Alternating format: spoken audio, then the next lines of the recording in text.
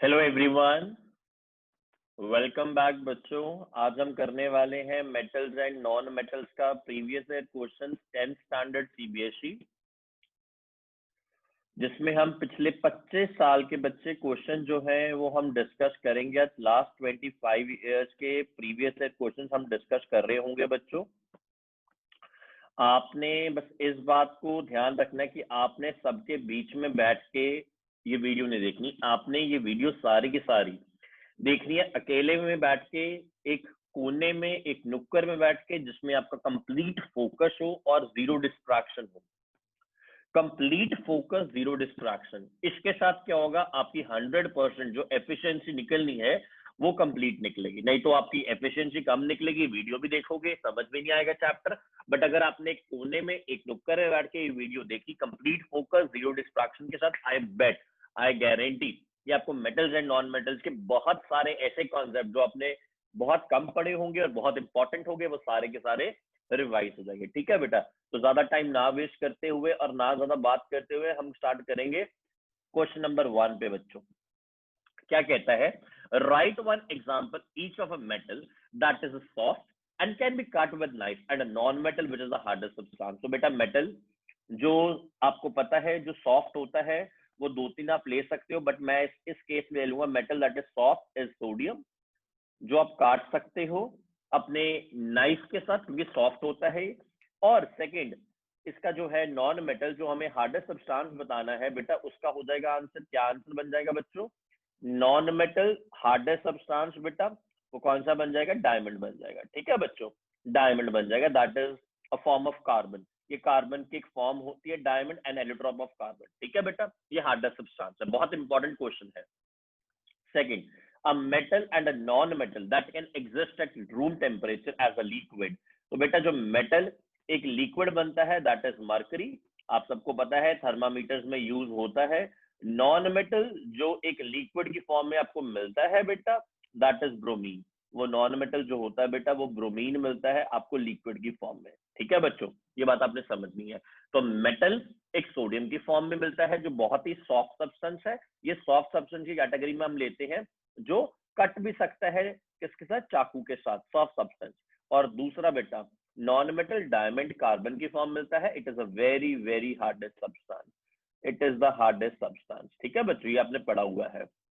फिर हमने पढ़ा metal mercury liquid at room temperature, ये लिक्विड रहता है रूम टेम्परेचर पे। ठीक है बेटा, ये लिक्विड रहता है एट रूम टेम्परेचर। और नॉन मेटल ब्रोमीन रहता है वो भी लिक्विड रहता है एट रूम टेम्परेचर। ये पहला सवाल है, बहुत इंपॉर्टेंट क्वेश्चन है, 1 मार्क्स में आ सकता है। फर्स्ट पार्ट और सेकंड पार्ट ध्यान से करना बच्चों आपने। ठीक है, आई होप आपने नोट कर लिया। कोई भी प्रॉब्लम है मुझे कमेंट सेक्शन में डालो, और जितने भी क्वेश्चन करवाऊं सबसे फेवरेट क्वेश्चन आपका कौन सा होगा वो मुझे आपने बताना है। ठीक है बच्चा, चलिए नेक्स्ट क्वेश्चन करते हैं बच्चा। सेकंड क्वेश्चन बहुत इंपॉर्टेंट है। सेकंड क्वेश्चन क्या कहता है, आइए जरा देखें। क्वेश्चन 2 क्या कहता है, give reason for the following. इसका सॉल्यूशन देना है, रीजन देना है। स्कूल बेल्स जो है मेटल्स की बनती है, तो बेटा स्कूल बेल्स वो मेटल्स की क्यों बनती है, रीजन क्या है? याद रखिए जितनी भी स्कूल बेल्स होती हैं आपको पेपर में आंसर भी कैसे अटेम्प्ट करना है मैं सिखा रहा हूं। School bells are made up of metals, they are made up of metals. Why beta? Because metals are sonorous in nature. जो metals होते हैं वो sonorous in nature होते हैं बेटा, आपको पता है metals are sonorous in nature. sonorous का पता ना मतलब? that is they have the ability, they have the ability to produce sound. उनके पास ये ability है कि वो sound produce कर सकते हैं। they have the ability to produce the sound। बच्चों ये बात आपको समझनी है, बहुत इंपॉर्टेंट है। ये क्वेश्चन बहुत कम किताबों में मिलता है कि जो स्कूल बेल्स है वो मेटल्स की क्यों बनती है, क्योंकि मेटल्स के अंदर एक बहुत ही अच्छी प्रॉपर्टी है, वो है सोनोरस की, कि वो साउंड प्रोड्यूस कर सकती है। इसलिए जब हम उसको डिंग डोंग करते हैं बेल्स को, हमारे पुराने स्कूल में मुझे याद है जब मैं 10th में था तो मैं saint Francis school Amritsar Punjab से बड़ा है ना, तो उसमें हमारे जो भैया होते थे पियोन भैया, वो हमेशा बेल को टंग टंग टंग टंग करते थे, तो उससे सारी जो आवाज थी वो सारे स्कूल में सारे ब्लॉक में फैल जाती थी। कारण क्या था? मेटल्स की प्रॉपर्टी है कि वो सोनोरस होते हैं।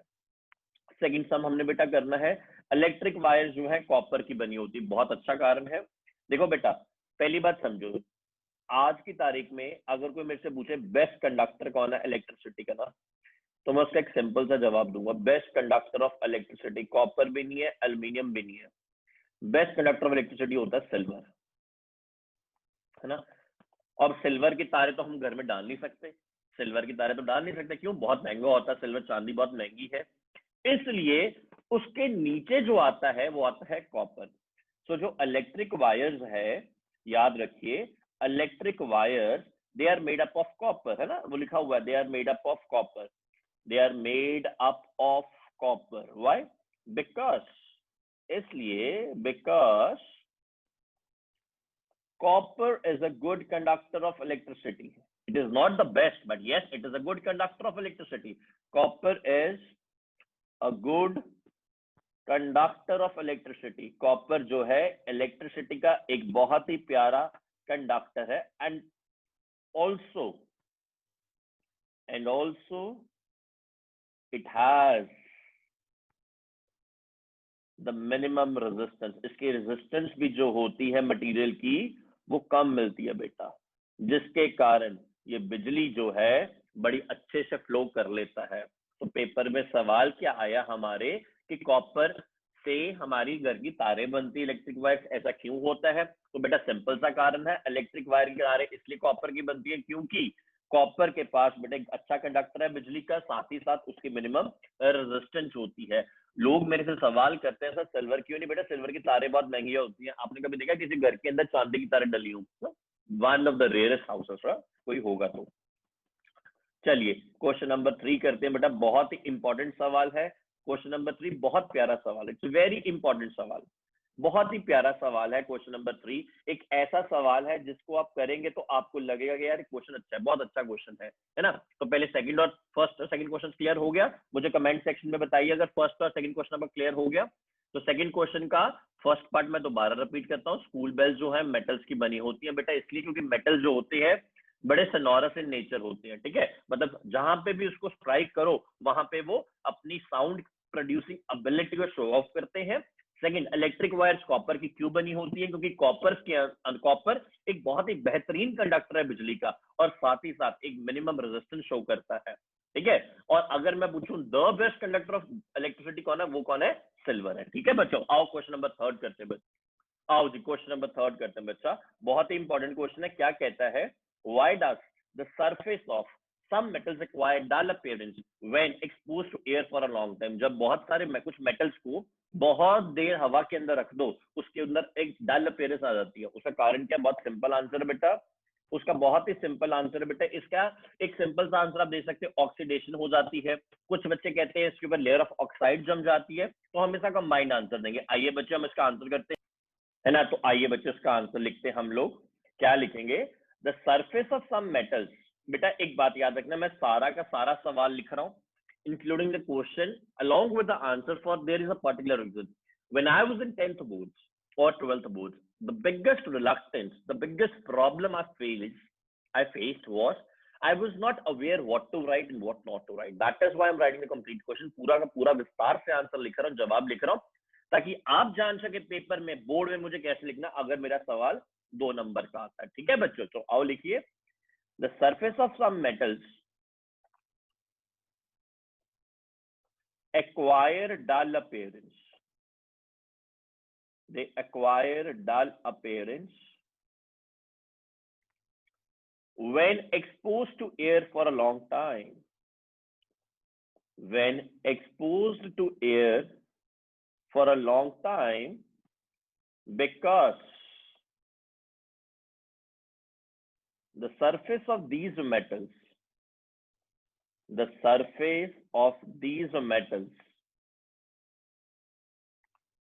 get oxidized, ना ऑक्सीडाइज हो जाते हैं, they get oxidized हो जाते हैं, and form a layer of oxide on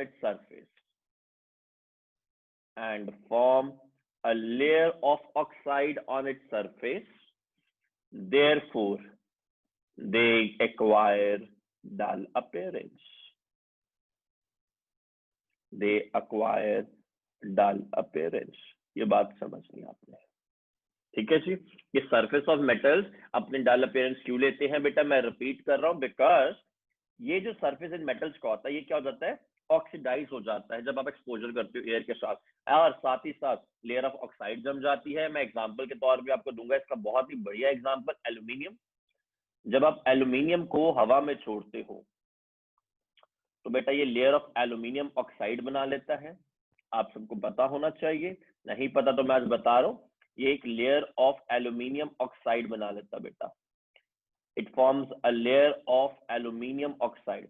और जब ये लेयर ऑफ एल्यूमिनियम ऑक्साइड बनाता है तब इसके ऊपर एक कवरिंग आ जाती है। इसी तरह मैग्नीशियम है, मैग्नीशियम भी अपनी एक लेयर बना लेता है जिसको हमें रब करना पड़ता है कोई भी प्रैक्टिकल करने से, कोई भी एक्सपेरिमेंट करने से। यहाँ पे एक व्हाइट डार्कलिंग फ्लेम मिलता है, in the form of a powder भी मिलता है हमें, व्हाइट डार्कलिंग फ्लेम मिलता है बच्चों, ठीक है।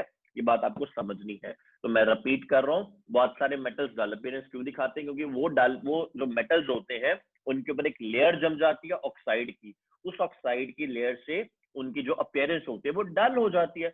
आप अपने घर में देख लीजिए, जैसे फॉर एग्जाम्पल मैं आपको एग्जाम्पल देता हूँ, ये मैंने चांदी का कड़ा डाला, आप सब देख सकते हैं, आपके घर में चांदी का ग्लास होगा पानी वाला, वो थोड़े दिनों के बाद खराब हो जाता है। I will narrate you one very small incident of my life. अभी रिसेंट दिवाली पे my mother said that she wants to buy some the silver glasses, चांदी के ग्लास ले। हम चांदी ग्लास वाले के पास, मेरे मदर के पास कुछ पुराने चांदी ग्लास थे, तो हमने उसको एक्सचेंज करना था, नए लेने थे। तो मेरे मदर ने उनको बताया कि हमने ये पीछे कहीं और से अभी लिए थे चांदी ग्लास, बहुत जल्दी ये इनका रंग खराब हो गया, ये डल हो गया पेरेंट्स में। तो उन्होंने आगे से एक बड़ा अच्छा जवाब दिया, कहते मैम आपने इसको सर्फ के साथ, किसी साबुन के साथ नहीं धोना, आपने इन सिल्वर के ग्लासेस को, अगर आपके घर में है तो आप भी याद रखिए, इनको कोलगेट पाउडर से धोना है। तो आज हम धो रहे हैं और वो आज नए के नए लग रहे हैं, दैट मीन्स उनके ऊपर एक लेयर जम जाती है, हमें उसको ब्रश ऑफ करना पड़ता है डिफरेंट डिफरेंट चीजों के साथ, फॉर एग्जाम्पल कोलगेट पाउडर, ठीक है। ये था क्वेश्चन नंबर 3 बच्चों, बड़ा इंपॉर्टेंट क्वेश्चन था।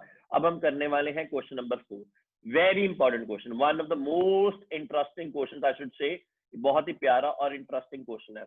अब metal which is preserved in kerosene, आपको पता है सोडियम रखते हैं या पोटेशियम रख लीजिए, सोडियम या पोटेशियम में से कोई भी रख सकते हो आप, ठीक है बच्चों, सोडियम या पोटेशियम में से कोई भी रख सकते हो, ठीक है। अच्छा आपको यहाँ एक मतलब की मजे की बात बताता हूँ, आपको पता है आपने पीरियोडिक टेबल पढ़ा है, उसमें लिथियम आता है, lithium sodium potassium, lithium is not kept in the kerosene oil, याद रखना ये बात, lithium is not kept in the kerosene oil, in fact it is wrapped in the paraffin wax, ये पैराफिन वैक्स में रख दिया जाता है, ये पैक किया जाता है, किसमें पैक किया जाता है, पैराफिन वैक्स में। कारण कि मैं आपको बताऊं कि आप ढूंढेंगे, चलो मैं बता देता हूं, कारण ये है, ये लिथियम के ऊपर तैरना स्टार्ट करता है, फ्लोट करना स्टार्ट कर देता है, इट स्टार्ट फ्लोटिंग, ये लिथियम इसके ऊपर फ्लोट करना स्टार्ट कर देता है, किसके ऊपर, केरोसिन ऑयल के ऊपर, क्योंकि हल्का होता है इसलिए इसको पैराफिन वैक्स में रैप किया जाता है। याद रखना, सोडियम पोटेशियम को आप केरोसिन में रख सकते हो, लिथियम को you can not keep in the kerosene oil, please remember this, understood. A lustrous non coloured metal, बहुत ही प्यारा सवाल पूछा आपने, बहुत सारे एग्जांपल दे देता हूँ मैं, ब्रोमीन ले लेता हूँ सबसे better, bromine is a lustrous and a non-colored non-metal. You can take as example of a diamond, which is a form of carbon I mentioned. A metal which can melt well while kept on palm. अगर आप हथेली पे रखें metal को तो वो melt हो जाता है, बहुत सारा अच्छा एग्जाम्पल है इसका गैलियम, गैलियम बेटा सिंबल इसका Ga, ग्रुप 13 में पाया जाता है, ग्रुप 13 में पाया जाता है बच्चों। अब metal which is a poor conductor of heat बेटा लेड, ठीक है, ये आपको बात समझनी है। A metal which is preserved in kerosene as I mentioned, it is sodium and potassium. A lustrous coloured non metal बेटा, it can be bromine, it can be diamond. A metal which can melt while kept on palm, हाथ पे रखेंगे हथेली पे रखेंगे melt कर जाएगा, gallium group 13 में आ जाता है Ga। A metal which is a poor conductor of heat, that is lead Pb, correct है बच्चों, आओ जी, अंडरस्टूड। क्वेश्चन नंबर 5 करते हैं बच्चों, बहुत ही प्यारा जवाब है, give an account of the formation of lithium fluoride from its atoms. आइए बच्चा, लिथियम फ्लोराइड क्या होता है, पहले उसका स्ट्रक्चर बनाते हैं। Li पॉजिटिव F नेगेटिव, सो क्रिस क्रॉस LiF बनता है। तो पहले तो मैं आपके 2 मिनट लूंगा आपको समझाने के लिए कुछ बातें। तो बेटा आपने पहले सीखना है कि अगर, मैंने पिछली क्लास में भी सिखाया था, अगर मेटल और नॉन मेटल कंबाइन करते हैं, अगर मेटल और नॉन मेटल कंबाइन करते हैं बेटा, वहां से जो रिजल्टेंट मिलता है उस बॉन्ड को कहते हैं आयनिक और इलेक्ट्रोवैलेंट बॉन्ड। कौन सा बॉन्ड कहते हैं? आयनिक और इलेक्ट्रोवैलेंट बॉन्ड। बेटा ये बात समझनी है। और अगर आपको नॉन मेटल और नॉन मेटल का रिजल्टेंट देखना है, अगर नॉन मेटल और नॉन मेटल को रिएक्ट करना है बेटा, वहां से जो बॉन्ड मिलता है उसको कहते हैं कोवेलेंट बॉन्ड। ये बात समझिए, ठीक है। इसको मैं आगे नहीं डिस्क्राइब करूंगा। कोवेलेंट बॉन्ड और भी तरह क्या होते हैं, polar covalent bond, non polar, वो हमारे अभी के सिलेबस में नहीं है, ठीक है। तो जब मेटल और नॉन मेटल कंबाइन करते हैं हमें कौन सा बॉन्ड मिलता है बच्चों? आयनिक और इलेक्ट्रोवैलेंट बॉन्ड। जब नॉन मेटल और नॉन मेटल कंबाइन करते हैं कौन सा बॉन्ड मिलता है? Covalent bond. ये बात समझनी है, ठीक है। कमिंग बैक, अब लिथियम और फ्लोराइड कहा, तो बेटा लिथियम जो है वो एक मेटल है और फ्लोराइड जो है वो एक नॉन मेटल है। ये बात समझ लेना। अब मेटल और नॉन मेटल बना मतलब आयनिक बॉन्ड बना, ठीक है। ये बात समझते हो? बड़े इंटेलिजेंट हो आप, जरा नोटी नोटी काम कर लेते हो बीच बीच में। मतलब यहाँ पे आयनिक और ये कौन सा बॉन्ड कैसे बनता है? ये बनता है ट्रांसफर ऑफ इलेक्ट्रॉन्स, है ट्रांसफर ऑफ इलेक्ट्रॉन्स फ्रॉम, कहां से कहां? Metal to non metal. Transfer of electrons from metal to non metal, है ना। क्यों? क्योंकि जो मेटल होता है it is rich in electrons. जो मेटल होता है वो रिच इन इलेक्ट्रॉन्स होता है बच्चों, वो इलेक्ट्रॉन्स में बड़ा अमीर होता है, it is rich in electrons. और non metal it is deficient of electrons, वो डेफिशिएंट ऑफ इलेक्ट्रॉन्स होता है बच्चों। ये बात समझ लेना, ठीक है। तो मेटल से नॉन मेटल जब जाता है वो बनाता है इलेक्ट्रॉन, जाता है वो बनाता है आयनिक बॉन्ड या इलेक्ट्रोवैलेंट बॉन्ड। सिंपल सी बात है, मेटल और नॉन मेटल के बीच में। आप ये भी कह सकते हो, कुछ लोग इसकी परिभाषा को ये भी लिखते हैं that metal loses electron and non-metal gains the electron। और नॉन मेटल क्या करता है? इलेक्ट्रॉन गेन करता है। बेटा ये भी कुछ बच्चे कह देते हैं, ठीक है। मेटल क्या करता है? इलेक्ट्रॉन लूज करता है, नॉन मेटल क्या करता है? इलेक्ट्रॉन गेन करता है, ठीक है ना। तो मेटल इलेक्ट्रॉन लूज करता है, नॉन मेटल इलेक्ट्रॉन गेन करता है। जब एक लूज कर रहा है एक गेन कर रहा है बेटा, तब बनता है आयनिक या इलेक्ट्रोवैलेंट बॉन्ड, जिसको हम कहते हैं मेटल हमेशा इलेक्ट्रॉन लूज करता है क्योंकि वो इलेक्ट्रॉन रिच होता है, non metal deficient of electrons होता है। इसीलिए हम मेटल्स को कहते हैं ये बेसिक इन नेचर है। कौन है? बेसिक इन नेचर बच्चों। और जो नॉन मेटल्स होते हैं बच्चों वो कौन सी नेचर में होते हैं? एसिडिक नेचर के होते हैं मेरे प्यारे प्यारे बच्चों।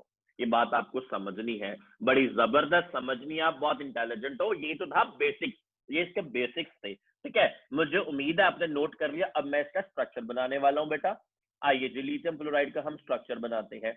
So lithium it's basically 2,1 and fluorine is 2,7। ये इसका होता है। तो लिथियम के पास एक वैलेंस इलेक्ट्रॉन होगा अपने आउटर मोस्ट शेल में, फ्लोरीन के पास बेटा 7 होंगे। यही होता है इसका स्ट्रक्चर, करेक्ट बच्चों। ये होगा। अब क्या होगा? अब लिथियम कहता है इसको कि लिथियम के पास एक एक्स्ट्रा है, लिथियम कहता है भाई तू मेरा एक ले ले। लिथियम अपना एक इलेक्ट्रॉन इसको दे देता है। तो लिथियम क्या करेगा? Lithium will undergo oxidation to form lithium positive cation, right? It has 2,1, it goes 2, and fluorine will undergo again electron gain of electrons reduction. This was having 2,7 and it will go 2,8. Understood my friends? ये बात जरा आपको समझनी है, ये 2,8 बना लेगा। इस केस में क्या हुआ? अब इसने लिथियम पॉजिटिव बनाया, इसने F नेगेटिव बनाया। बेटा अगला स्टेप तो आप सब जानते हैं, 9th स्टैंडर्ड में पढ़ते थे क्रिस क्रॉस में, लिथियम फ्लोराइड। ये बात जरा समझ लीजिए, लिथियम फ्लोराइड, ठीक है। मैं इसके साथ आपको एक और एग्जांपल दूंगा, क्योंकि मुझे पता आपकी यहाँ पे प्रैक्टिस, एक और एग्जांपल दूंगा आपको यहीं पे साथ में, ठीक है? चलो आओ, ठीक है ना? मतलब एक और एग्जांपल करते हैं, जिसका एग्जांपल ले लो आप, बढ़िया से एग्जांपल ले लो सोडियम ऑक्साइड का। आओ जी, सोडियम ऑक्साइड करते हैं, इसका भी बड़ा अच्छा बनेगा। सोडियम ऑक्साइड बनेगा Na2O, करेक्ट? सोडियम ऑक्साइड क्या बनेगा? Na2O, आपको पता है। तो इसका फॉर्मूला आपको पता है, केमिकल फॉर्मूला, इसका स्ट्रक्चर बनाना तो बेटा पहले समझ लीजिए। अब ये आयनिक बॉन्ड है कि कोवेलेंट बॉन्ड है, मैं सिखा देता हूँ बेटा। सोडियम मिलेगा आपको, मेटल है। ऑक्साइड मतलब ऑक्सीजन, ये एक नॉन मेटल है। तो जैसे कि मैंने आपको समझा चुका हूं, मैं रिपीट करूंगा फिर भी, क्योंकि मुझे पता है इसमें थोड़ा टाइम लगता है बच्चों। तो हम क्या करेंगे, मेटल क्या करता है, इलेक्ट्रॉन लूज करता है, और नॉन मेटल क्या करता है, इलेक्ट्रॉन गेन करता है ना? तो ये दोनों का आपस में ट्रांसफर चलता रहता है, ये इसको देता है अपने इलेक्ट्रॉन्स, ठीक है? ऐसा क्यों होता है? क्योंकि मैंने बता चुका हूँ, मेटल रिच इन इलेक्ट्रॉन्स होते हैं, बेसिक नेचर के होते हैं। ये डेफिशिएंट इलेक्ट्रॉन्स होते हैं, ये क्या होते हैं, बेसिक के साथ साथ ये एसिडिक भी माने जाते हैं। ठीक है बच्चों, आओ इसका स्ट्रक्चर बनाते हैं, मेरे साथ आप बनाइए बच्चों। कैसे बनेगा? Na क्या करेगा, अपना एक इलेक्ट्रॉन लूज करेगा, क्योंकि इसकी इलेक्ट्रॉनिक कॉन्फ़िगरेशन होती है 2 8, 1 will give you Na positive, that forms 2 8। Oxygen अब यहाँ पे 2 इलेक्ट्रॉन गेन करेगा। क्यों 2 इलेक्ट्रॉन गेन करेगा? 2,6 which eventually gives you O-2 and it gives you 2,8 देगा बेटा। अब इसका स्ट्रक्चर देखिए जरा, बड़ा प्यारा स्ट्रक्चर बनना है आपके साथ। आइए बच्चा, स्ट्रक्चर इसका बनाने के लिए, अब ये मेरा Na है। अब यहाँ पे हमारे पास 2 Na है ना, यहाँ पे 2 Na, तो 2 हमें Na बनाने पड़ेंगे। हमारे पास 2 8, 1 है, 2 8, 1 है, 2 8, 1, 2 8, 1, एक एक बनाया। यहाँ पे हमने ऑक्सीजन लिया, ऑक्सीजन के पास 6 है,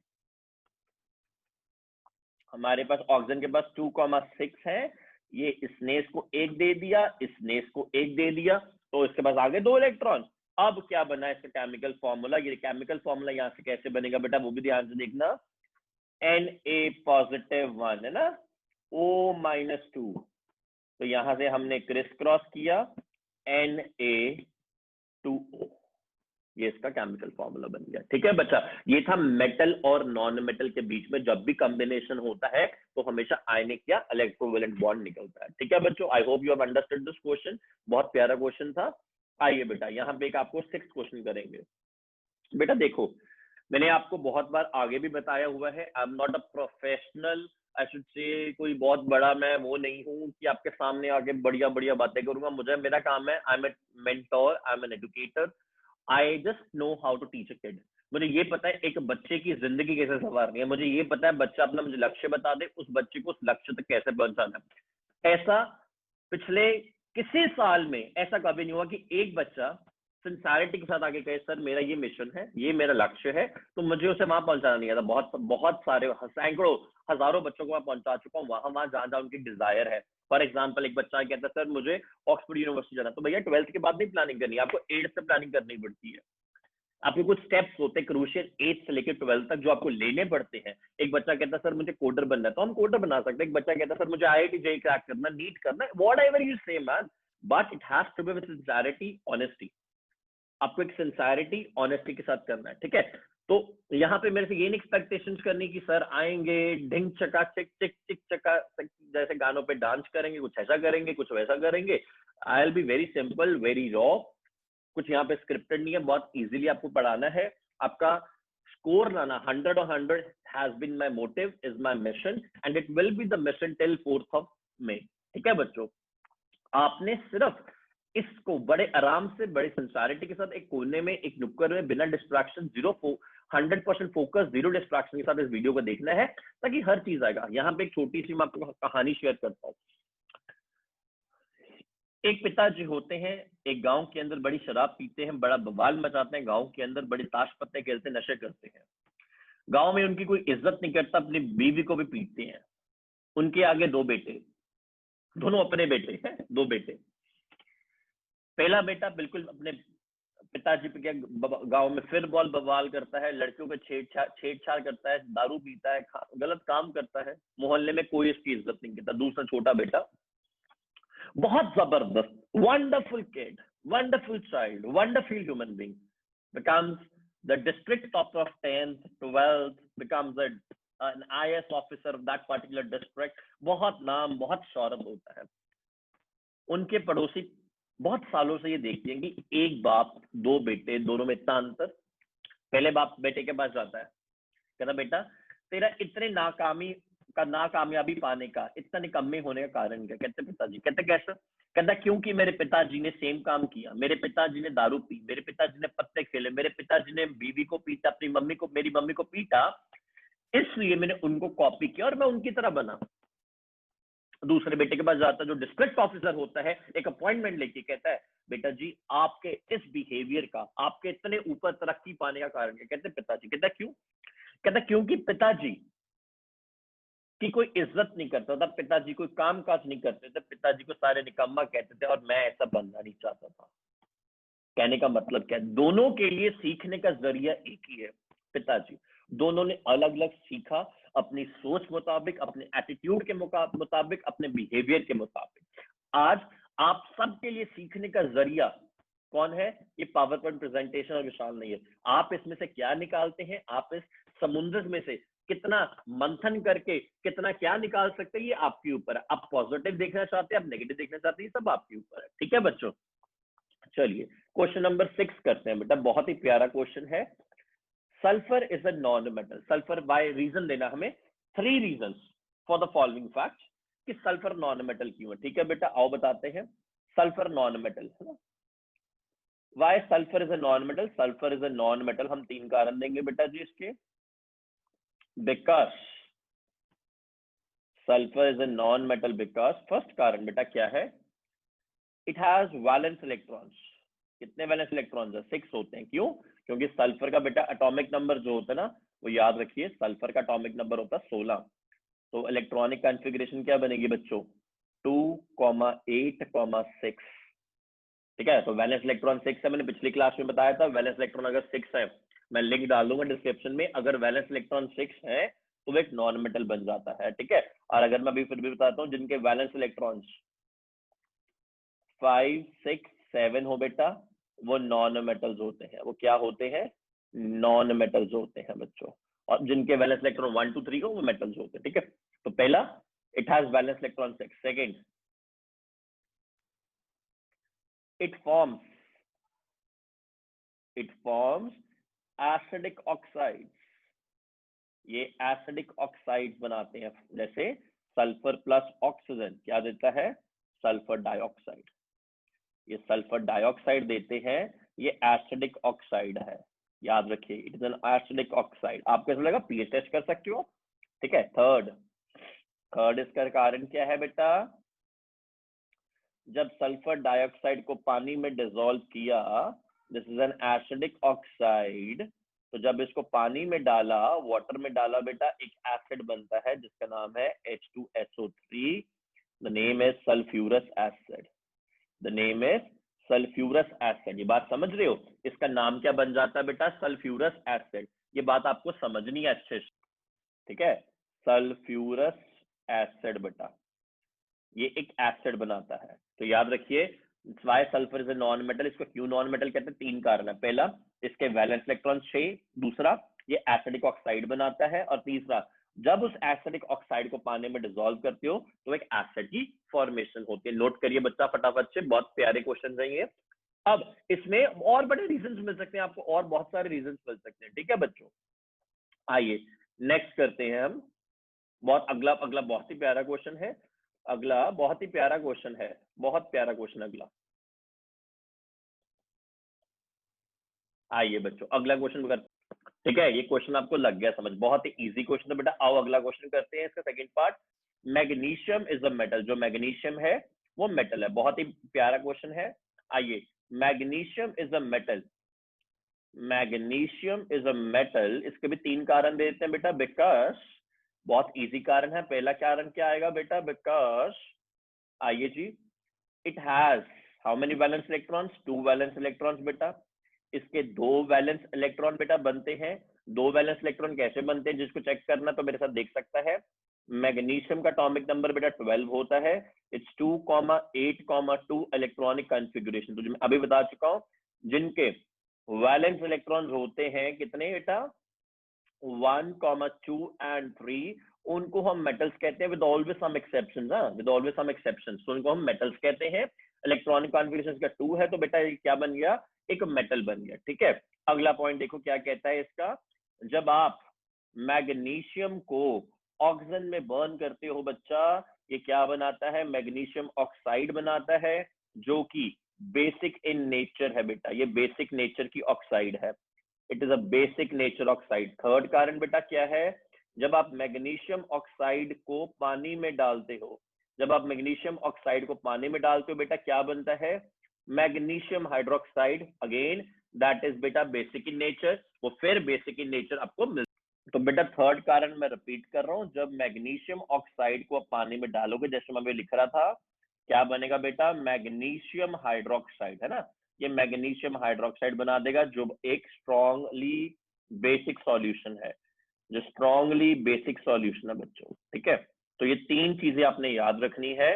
पहली चीज आपने क्या याद रखनी है, इसके 2 वैलेंस इलेक्ट्रॉन्स होते बता चुका हूं, मैं बेसिक इन नेचर होती है ऑक्साइड, और तीसरा ये भी बेसिक सॉल्यूशन होता है मैग्नीशियम हाइड्रोक्साइड, करेक्ट, ये बहुत इंपॉर्टेंट है। उसने ये भी कहा था आपको केमिकल इक्वेशन देनी है, 1 पॉइंट पे, हमने 2 पॉइंट पे बेटा इसकी केमिकल इक्वेशन दे दी है। ठीक है बच्चों, चलिए नेक्स्ट करते हैं बेटा 7th क्वेश्चन, एक बहुत ही प्यारा जबरदस्त क्वेश्चन है, क्या कहता है आइए मेरे साथ, sodium chloride is an ionic compound which does not conduct electricity in the solid state, whereas it conducts electricity in the molten as well as in the aqueous state। बेटा बहुत इंपॉर्टेंट क्वेश्चन है ये, ए part मैं ऊपर लिख रहा हूं इस बार। तो जो सोडियम क्लोराइड होता है ना, सोडियम क्लोराइड, आओ जरा देखिए मेरे साथ, जो सोडियम क्लोराइड है, जरा बात समझना, ये होता है पहली बात NaCl, तो ये हमें पता है कि आयनिक कंपाउंड है। दूसरा हमें ये भी पता है कि जो आयनिक कंपाउंड्स होते ना, they do not conduct electricity, they do not conduct electricity, they do not conduct electricity किसमें, in the solid state, ये solid state में बिजली कंडक्ट नहीं करते, but they conduct electricity, but वो electricity कंडक्ट करते हैं, but they conduct electricity in the molten and aqueous solution state, and aqueous solution state, ये हमें पता है ना, ये हमें पता है, ये इलेक्ट्रोलाइसिस का कॉन्सेप्ट होता है। इसका कारण क्या है वो मैं आपको बता रहा हूँ, ये तो हमें पता, हमने क्वेश्चन में पढ़ा, बट हमें दोबारा लिखना बहुत जरूरी है। ऐसा क्यों होता है, बिकॉज, इसका कारण लिख रहा हूँ, because electrolytes like sodium chloride have very strong forces of attraction beta, they have very strong forces of attraction, very strong forces of attraction, इनके पास जो forces of attraction होती है बड़ी strong होती है in the solid state, in the solid state, therefore they do not conduct electricity, they do not conduct electricity, ये electricity बिल्कुल भी कंडक्ट नहीं करते, कौन सी स्टेट में, सॉलिड स्टेट में, in the solid state, but in the aqueous और molten state, but in the aqueous or molten state, बेटा aqueous या molten state में ये लोग क्या करते हैं, the forces of attraction, the forces of attraction क्या हो जाती हैं, become weaker, become weaker and ions can move freely, and ions can move freely। अब वो freely के चक्कर में आयंस इधर उधर मूव फ्रीली कर सकते हैं, उस चक्कर के अंदर ये बिजली कंडक्ट कर देते हैं। मेरी बात लगी समझ बच्चों? तो मैं आपके साथ सारा का सारा आंसर एक बार रिपीट करूंगा। सोडियम क्लोराइड जो है बेटा वो समझना है आयनिक कंपाउंड है, वो बिजली कंडक्ट नहीं करता सॉलिड स्टेट में, ना ही कंडक्ट करता है किसी और स्टेट में, सिर्फ मोल्टन और एक्वस सॉल्यूशन स्टेट में कंडक्ट करेगा बच्चों। ऐसा क्यों होता है? क्योंकि जो इलेक्ट्रोलाइट्स होते हैं, सोडियम क्लोराइड है, इनके अंदर बहुत स्ट्रॉन्ग फोर्स ऑफ अट्रैक्शन होती है सॉलिड स्टेट में, इसलिए वो बिजली कंडक्ट नहीं कर सकते क्योंकि वो ब्रेक नहीं करते। बट एक्वस और मोल्टन स्टेट में फोर्स ऑफ अट्रैक्शन क्या होती है, वीक हो जाती है और आयन जो है मूव करना स्टार्ट कर सकते हैं फ्री। ये बात समझनी, ठीक है। सेकंड पॉइंट इसका बहुत इंपॉर्टेंट है, आप नोट करिए तब तक। सेकंड पॉइंट क्या कहता है, reactivity of aluminium decreases if it is dipped in nitric acid. ये बहुत इंपॉर्टेंट है।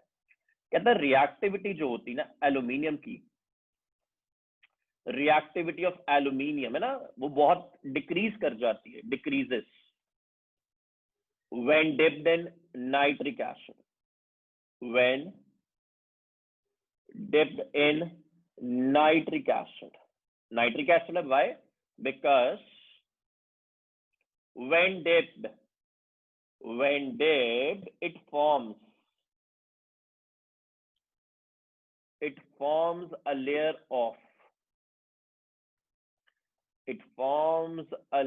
of aluminium oxide। aluminium oxide की लेयर जम जाती है, which does not allow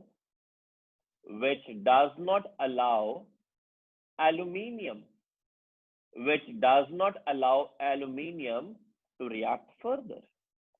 वो अलाउ नहीं करता एल्यूमिनियम को रिएक्ट फर्दर करने के लिए, इसलिए उसकी जो रिएक्टिविटी है बेटा वो क्या कर जाती है, डिक्रीज कर जाती है। मैं दोबारा आपको रिपीट कर रहा हूं सारा का सारा, जरा आपने दोबारा देखना मेरे साथ। क्या कहता है, reactivity of aluminium decreases when dipped in nitric acid. कारण क्या है, क्योंकि जब आप उसको डिप करते हो है ना नाइट्रिक एसिड में, तो एक लेयर बना लेता है। किसकी लेयर बना लेता है बेटा, याद रखिए, एल्यूमिनियम ऑक्साइड की लेयर बन जाती है, जो एल्यूमिनियम को आगे रिएक्ट नहीं करने देती। ये बात बहुत इंपॉर्टेंट थी। नेक्स्ट पॉइंट क्या कहता है, metals like calcium and magnesium they are never found in the free state in nature. Very important, because लिख सकता हूं बिकॉज से, बिकॉज calcium and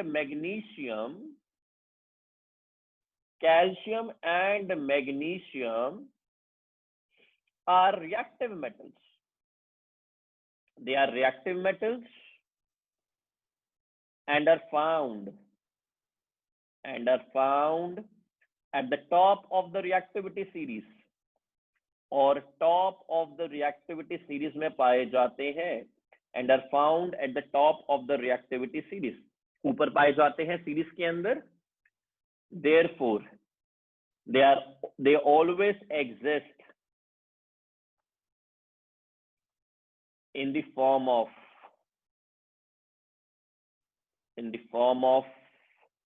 compounds। इसलिए वो हमेशा किसी ना किसी कंपाउंड की फॉर्म में एग्जिस्ट करते हैं। ठीक है बेटा, तो 3 क्वेश्चन हमने पढ़े। पहला question, sodium chloride is an ionic compound जो इलेक्ट्रिसिटी नहीं कंडक्ट करता।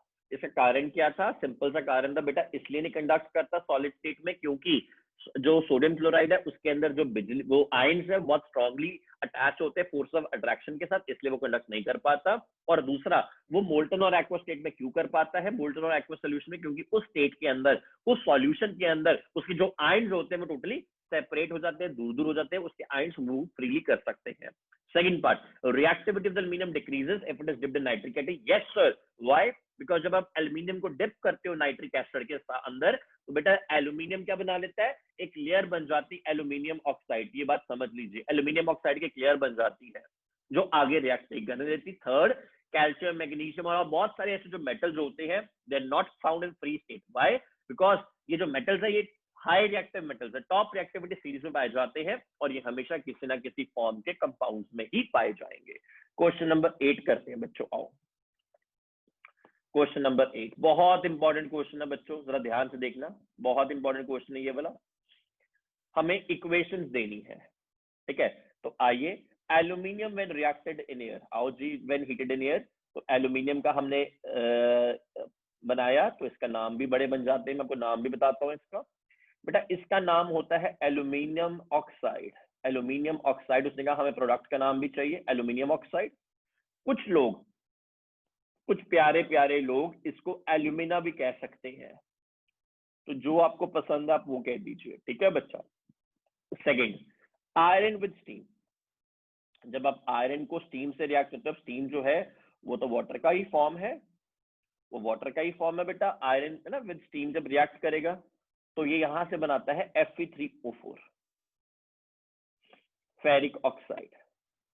ये फेरिक ऑक्साइड बनाता है यहाँ से 3Fe + 4H2O, तो यहाँ से 4H2 ये बाहर निकाल देता है, फेरिक ऑक्साइड बनाता है बच्चा ये लोग, ये यहाँ से। कैल्शियम विद वाटर, ये बहुत अच्छा क्वेश्चन है। कैल्शियम विद वाटर, जब कैल्शियम पानी से जाता है तो क्या रिएक्ट करता है, ये कैल्शियम प्लस वाटर। जब कैल्शियम ने पानी से रिएक्ट किया तो calcium hydroxide plus hydrogen gas निकली बच्चों, calcium hydroxide plus hydrogen gas निकली, दिस इज कैल्शियम हाइड्रोक्साइड, बड़े नाम है इसके भी। इसको आप स्लेक्ड लाइम भी कह सकते हो, कैल्शियम हाइड्रोक्साइड। इसको कुछ लोग स्लेक्ड लाइम भी कह सकते हैं, है ना बच्चों, स्लेक्ड लाइम भी कह सकते हो। और अगला, why does calcium start floating on water, very important. Calcium start floating on water, start floating on water because, क्यों, कारण बताओ जी, कहता है कारण देते हैं, because the bubbles of hydrogen gas, जो बबल्स निकलते हैं हाइड्रोजन गैस के, हाइड्रोजन गैस फॉर्म्ड है ना, ये वाली हाइड्रोजन गैस जो निकल रही है, hydrogen gas formed, they stick to the surface of metal, they stick to the surface of metal, ये स्टिक कर जाते हैं, एंड देयरफॉर, और इसलिए वो क्या करते हैं बच्चों, अगर वो स्टिक कर जाते हैं और इसलिए बेटा वो क्या करते हैं, आपने याद रखना है ना, वो स्टिक कर जाते हैं बेटा, इसीलिए वो वहां पे क्या करता है, फ्लोट करना स्टार्ट करता है, फ्लोट हो जाता है। तो बात याद रखनी है, 3 रिएक्शन थे हमारे पास, पहला, तीनों बहुत इंपॉर्टेंट रिएक्शन है। पहला रिएक्शन, जब एल्यूमिनियम को एयर में बर्न करते हो तो क्या मिलता है, एल्यूमिनियम ऑक्साइड मिलती है, एल्यूमिना भी कहते हो। जब आयरन को बर्न करते हो स्टीम के साथ बेटा क्या मिलता है, आयरन ऑक्साइड मिलती है, जिसको हम फेरिक ऑक्साइड कहते हैं, साथ में हाइड्रोजन गैस निकलेगी बेटा, ऑब्वियसली है, ठीक है। अच्छा, कैल्शियम को पानी में, वाटर में बर्न किया तो क्या मिला बेटा, कैल्शियम हाइड्रोक्साइड मिला प्लस हाइड्रोजन गैस मिला, स्लेक्ड लाइम भी इसको कहते हो। और ये जो कैल्शियम है वो पानी के ऊपर फ्लोट क्यों करना स्टार्ट करता है, क्योंकि कैल्शियम जो है जब ये पानी में रिएक्ट करता है, हाइड्रोजन गैस देता है, हाइड्रोजन गैस के जो बबल्स होते हैं वो इसके सरफेस पे चिपक जाते हैं और इसके कारण वो स्टेक फ्लोट करना स्टार्ट कर देता है, ठीक है बच्चों।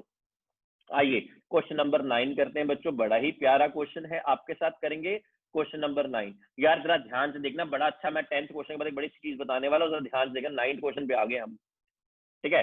एल्यूमिनियम ऑक्साइड को हम एम्फोटेरिक ऑक्साइड कहते हैं, बहुत प्यारा क्वेश्चन है, एल्यूमिनियम ऑक्साइड को, ठीक है, तो क्यों कहते हैं एम्फोटेरिक ऑक्साइड, हमें कारण बताना है, सिंपल सा कारण है बेटा, एल्यूमिनियम ऑक्साइड जो है, ये एल्यूमिनियम ऑक्साइड है, इसको एम्फोटेरिक ऑक्साइड हम कहते हैं, बहुत सिंपल कारण है बेटा, aluminium oxide is called as an amphoteric oxide because it can react, ये दो क्या करती है, दोनों के साथ रिएक्ट करती है, एसिड के साथ भी रिएक्ट कर जाती है, बेस के साथ भी रिएक्ट कर जाती है बच्चों, ये बात आपको समझ, बिकॉज इट रिएक्ट्स विद, ये रिएक्ट कर जाता है बच्चों किस किस के साथ, इट कैन रिएक्ट विद,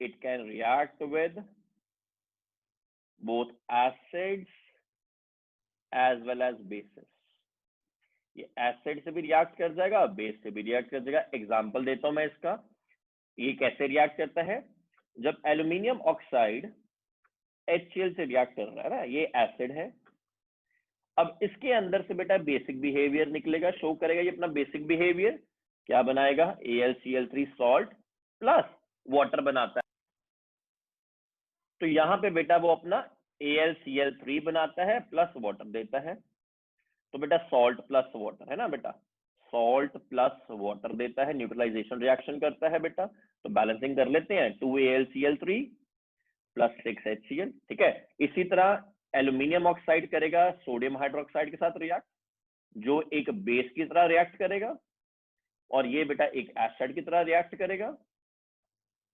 यहां से NaAlO2 बनता है बेटा, 2NaAlO2 प्लस अगेन वाटर निकलेगा बेटा, ये बात समझ रहे हो, ये भी सॉल्ट है और वो भी वाटर है, ये बात समझ रहे हो, ठीक है ना बेटा, ये बात आपको जरा ध्यान से समझनी है, ठीक है। तो इसका मतलब क्या हुआ कि जो एल्यूमिनियम ऑक्साइड है वो एम्फोटेरिक ऑक्साइड क्यों है, क्योंकि वो बेसिक भी कर लेती है, वो एसिडिक भी एक्ट कर लेती है। अब इसका सेकंड क्या है, sodium and potassium metals they are kept immersed in kerosene oil, why, because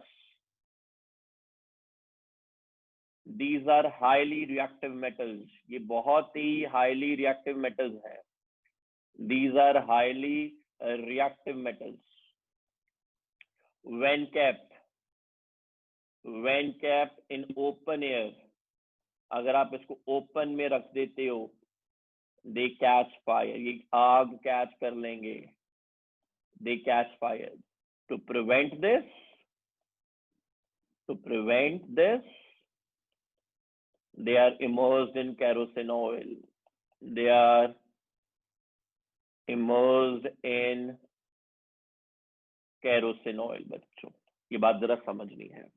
next, बहुत ही प्यारा क्वेश्चन है बच्चों, बहुत जबरदस्त क्वेश्चन है। इसका सी पार्ट क्या कहता है, मैं रब कर रहा हूं नीचे वाला, जरा ध्यान से देखना बच्चों, नीचे वाला बहुत इंपॉर्टेंट है। इसका क्या कहता है कि हाइड्रोजन गैस जो है, it is not evolved when most of the metals react with nitric acid. ये बड़ा एक अच्छा क्वेश्चन है, एक अच्छा, एक जबरदस्त, एक कॉन्ट्राडिक्टरी क्वेश्चन है ये, बिग बॉस की तरह। बड़ा अच्छा नहीं, बहुत अच्छा है। इसमें हमें कुछ कॉन्सेप्ट सीखने को मिलेंगे, आओ सीखते हैं बेटा इसके concept.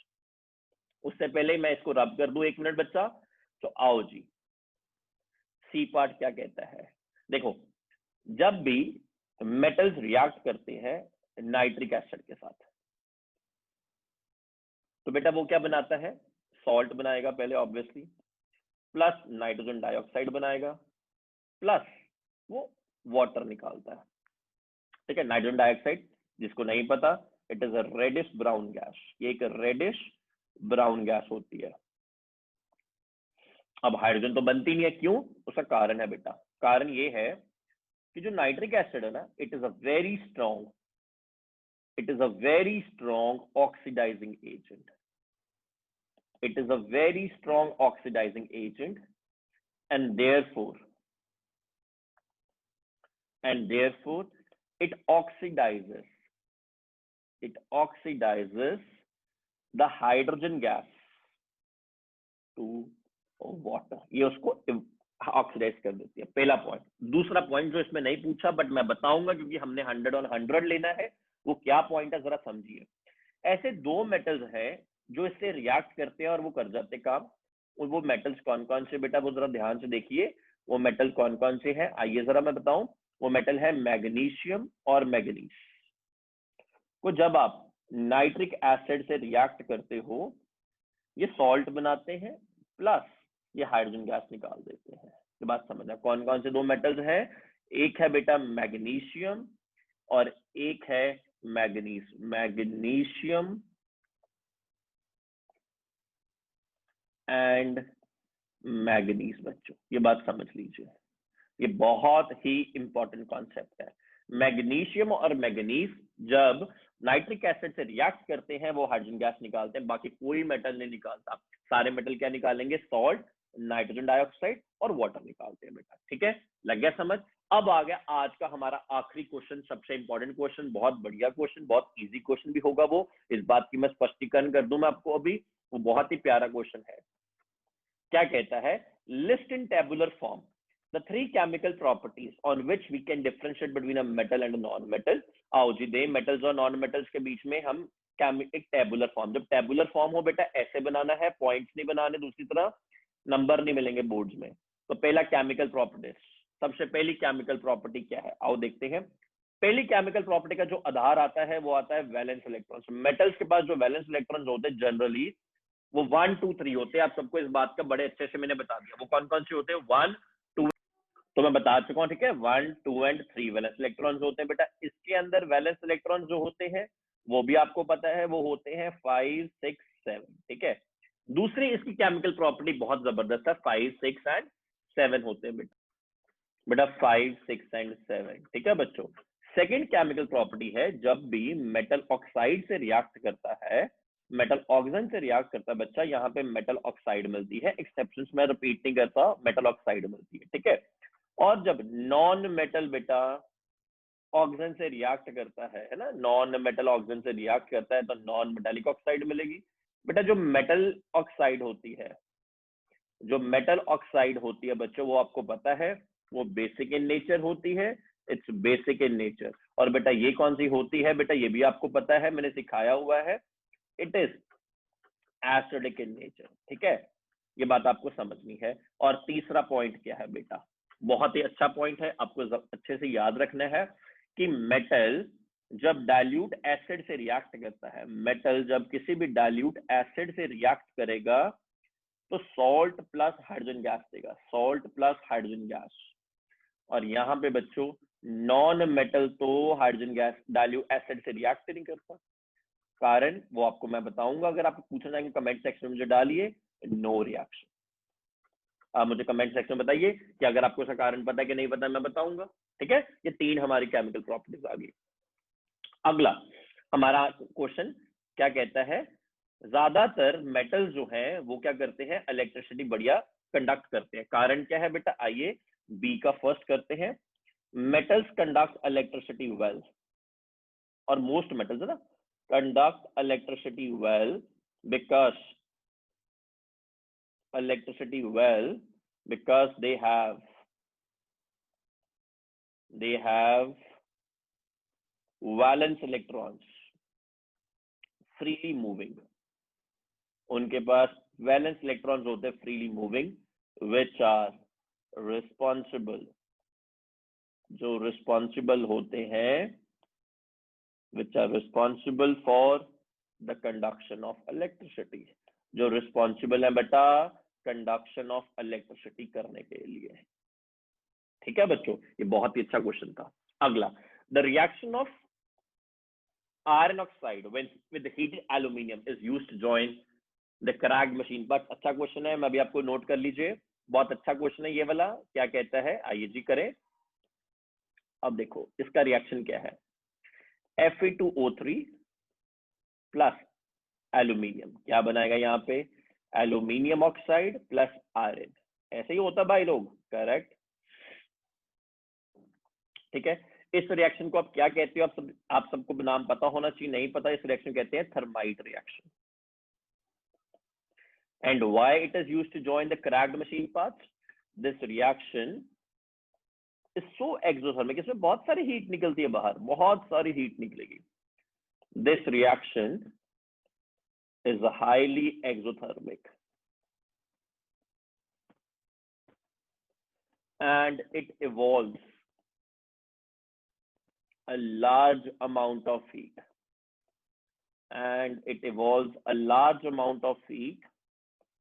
that it can even join the cracked machine parts और रेलवे ट्रैक्स। बात आपने समझनी है, ये बहुत ही हाईली एक्सोथर्मिक रिएक्शन होता है बच्चा, बहुत हाईली एक्सोथर्मिक और बहुत हीट निकालता है। ठीक है, ये थर्माइट रिएक्शन होता है, ये जरा आपको बात समझनी है। ठीक है बच्चों, तो बेटा यहां तक आज आपने करना है, 10 क्वेश्चंस मैंने करवाए, और मुझे उम्मीद है अगर आप ये 10 के 10 क्वेश्चंस 100% फोकस और 0 डिस्ट्रैक्शन से कर लोगे तो आपका ये चैप्टर 100% रिवाइज हो जाएगा। ठीक है, और अगर आपको और ऐसे बढ़िया बढ़िया चाहिए तो आपने इसको पूरा लाइक करना है, शेयर करना है, सब्सक्राइब करना हर एक को, ताकि जितने भी बच्चे आज 10th स्टैंडर्ड में सीबीएसई में पूरे भारतवर्ष में है, उनको किसी ना किसी तरह ये वीडियो पहुंचे और अपना वो फायदा कर सके, क्योंकि ये एकमात्र ऐसे वीडियो है जिसमें पिछले कितने सालों के जो क्वेश्चंस है वो हमने बहुत कंबाइन करके चूज करके जो हर साल रेपिटेड होते हैं वो इसमें करवाए हैं। ठीक है, with all this I wish you a good day, और फटाफट से अपना सिलेबस बैकलॉग खत्म कीजिए। मैं अगली वीडियो फिर बनाऊंगा ताकि आपका जितना बैकलॉग सिलेबस है वो सब खत्म हो जाए 4 मई से पहले, और हमारा बहुत ही जबरदस्त प्रोग्राम आए। ठीक है, और अगर किसी को नोट चाहिए हो तो बेटा मुझे यहाँ पे नीचे करिए आप, अगेन कमेंट सेक्शन में। आप में से बहुत ज्यादा बच्चों के पास मेरा पर्सनल व्हाट्सएप नंबर भी है, वहां पे भी आप डाल सकते हो, आपको हर चीज मिल जाएगी। ठीक है, have a good day guys, thank you.